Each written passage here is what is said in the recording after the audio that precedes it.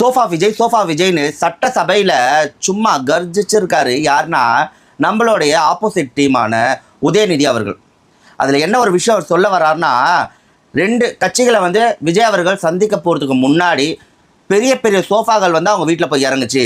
இதெல்லாம் நம்ம எங்கேயோ பார்த்த மாதிரியே இருக்குன்னு நமக்கு தோணும் போது தான் புஷ்பா படத்தில் ஒரு சீனில் வரும். அதாவது அந்த ஹீரோ ஆப்போனன்ட் டீமெல்லாம் விலைக்கு வாங்குறதுக்காக சோஃபா அனுப்புவார். சோஃபா ஃபுல்லாக பணத்தை ரொப்பி அனுப்புவாப்புல. அதே பாணியை விஜய் அவர்கள் கையாண்டு இருக்காரு. எங்க பகிரங்கமாக இப்படியாங்க லஞ்சத்தை கொடுப்பீங்க விஜய்னு உதயநிதி கேட்டிருக்காப்புல.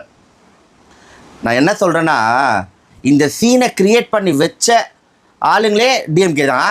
நீங்கள் இளமையிலேருந்து இப்போ வரைக்கும் ஆட்சி நடத்துகிற அந்த டைமில் எத்தனை சோஃபாக்கள் எத்தனை கட்சிகளுக்கும் எத்தனை சேனல்களுக்கும் எத்தனை அதிகாரிகளுக்கும் கொடுத்து எல்லாரும் வாயை அடைச்சிங்கன்றது உலகம் அறிந்த விஷயம். நான் சொல்ல வேண்டிய அவசியமே இல்லை. நீங்கள் ஒருத்தர் மேலே ஒரு குற்றச்சாட்டை வைக்கும் போது இதெல்லாம் கொஞ்சம் யோசிக்கணுமா இல்லையா? பேக்ரவுண்டெல்லாம் நம்ம யார் யாருக்கெல்லாம் எப்படியெல்லாம் கொடுத்துருக்கோமடா, வானத்தில் தரையில் தண்ணியில் எல்லாத்துலேயும் வச்சு கொடுத்துருக்கோமேடா பணத்தை. நாம் எப்படி அப்படி பேசுகிறோமே, மக்கள் இன்னும் நம்மளை கேவலப்படுத்துவாங்களடா, அவங்க மூஞ்ச நம்ம எப்படா சந்திப்போம்லாம் யோசிக்காமல் இன்னைக்கு அவர் ரொம்ப மக்களால் அசிங்கப்பட்டு இருக்கார். இதை பற்றி நீங்கள் என்ன நினைக்கிறீங்கன்றதை கமெண்ட் பாக்ஸில் கமெண்ட் பண்ணுங்கள்.